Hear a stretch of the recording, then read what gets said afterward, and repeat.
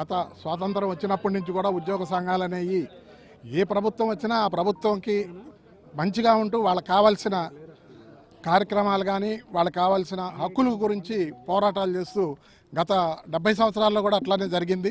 మేము కూడా రాష్ట్రం అభివృద్ధి చెందాలనే ఉద్దేశంతో ఆ రోజు చంద్రబాబు నాయుడు గారు చెప్పంగానే హైదరాబాద్ నుంచి మాట్లాడుకున్న ఎంప్లాయీస్ అందరూ కూడా ఎన్నో కష్ట నష్టాలు కూర్చి ఫ్యామిలీలతోటి వదిలిపెట్టి కూడా ఇక్కడికి వచ్చి మేము ఇక్కడ ప్రభుత్వానికి సపోర్ట్గా నిలబడ్డాం. అదేవిధంగా మేము ఆ విధంగా వచ్చినందుకు కూడా ఆ రోజున చంద్రబాబు నాయుడు గారు అన్ని రకాలుగా మాకు ఏదైతే కావాలో ఫెసిలిటీస్ కానీ అక్కడ హౌసెస్ కట్టుకోవడానికి లోన్స్ కానీ క్యాంటీన్లో సబ్సిడీలు కానీ ఫ్రీ అకామిడేషన్ కానీ ఉచిత బస్సులు కానీ ట్రైన్ వేయించడం కానీ రకరకాల కార్యక్రమాలు చేపట్టారు.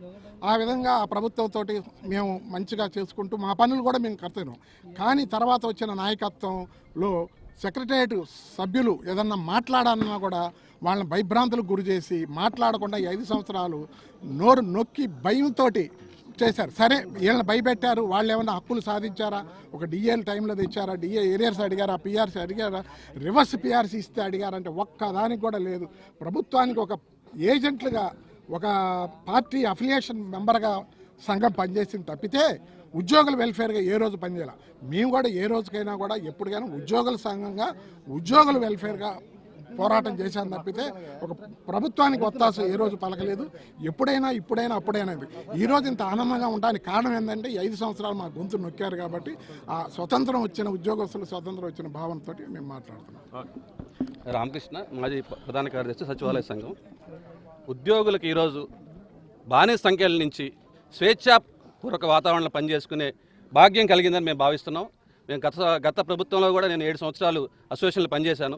ఎప్పుడు కూడా ఇలాంటి పొలిటికల్గా అసోసియేషన్ని పొలిటికల్ యాంగిల్లో తీసుకెళ్ళడం తప్పితే ఏ రోజు కూడా ఉద్యోగుల సంక్షేమం అనేది ఒక్కరోజు కూడా పట్టించుకోలేదు. ఏమైనా మాట్లాడిన వాళ్ళని వాళ్ళ గొంతు నొక్కటం ఇది చేశారు తప్పితే ఏ విషయం కూడా ఎందుకు కూడా చేయడం లేక జరిగింది. ఇప్పుడు కూటమి ప్రభుత్వంలో ప్రజలు స్వతంత్రంగా స్వేచ్ఛగా పనిచేసే వాతావరణం మేము కల్పిస్తాం. మాకు పాత గవర్నమెంట్లో పనిచేసిన అనుభవం ఉంది. ఏ రోజు కూడా చంద్రబాబు గారు ఉద్యోగుల్ని సొంత కుటుంబ సభ్యుల్లా చూసుకున్నారు తప్పితే ఎప్పుడు కూడా కూర్చోబెట్టుకుని అసోసియేషన్ సంఘ నాయకుల్ని మీకు ఏం ఇబ్బందులు ఉన్నాయి ఎలా తొలగించాలని మాట్లాడారు తప్పితే మిగతా ఎప్పుడు కూడా పొలిటికల్ యాంగిల్ ఏ రోజు వెళ్ళలేదు. మేము కూడా దానిలో భాగంగానే ఎన్నో ఇష్యూస్ ఎంప్లాయీస్ సంబంధించిన హౌస్ సైడ్స్ ఇష్యూస్ కూడా ఆ రోజు సాధించుకోవడం జరిగింది. కానీ కోడ్ రావడం వల్ల అది ఆగిపోవడం జరిగింది. ఉద్యోగులకు సంబంధించిన ముఖ్యమైన ఇష్యూస్ పిఆర్సీ కానీ రేపు రాబోయే ప్రభుత్వంలో హౌస్ సైడ్స్ ఆల్రెడీ శాంక్షన్ అయి ఉన్నాయి. క్యాబినెట్ కూడా అప్రూవల్ ఇచ్చింది, జివో కూడా ఇచ్చింది. సెక్రటేరియట్ రాజధానిలో ఉద్యోగులకి ఇళ్ల స్థలాల గురించి మా ఫస్ట్ ప్రాతిపదికగా అదే కూడంతో ముందుకెళ్తాం. దాంతోపాటు ఫిట్మెంట్ సాధించడానికి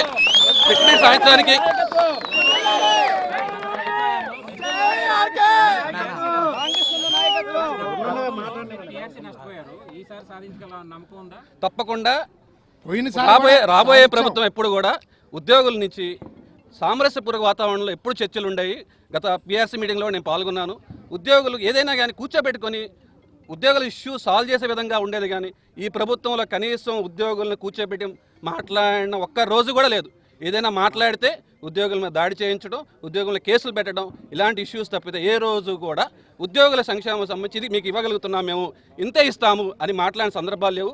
మాకు నమ్మకం ఉంది చంద్రబాబు నాయుడు గారు ఎప్పుడు కూడా ఉద్యోగులను కూర్చోబెట్టుకొని సంఘాలను కానీ గౌరవించి మాట్లాడి మాకు ఆ నమ్మకం ఉంది.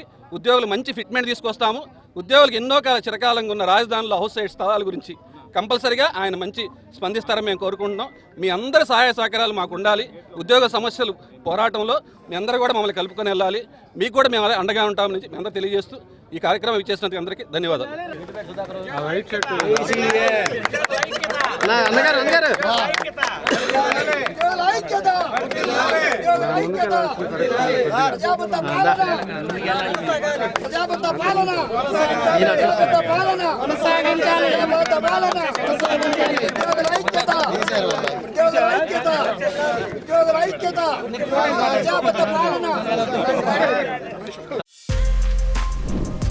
For more videos like this, subscribe Big TV channel.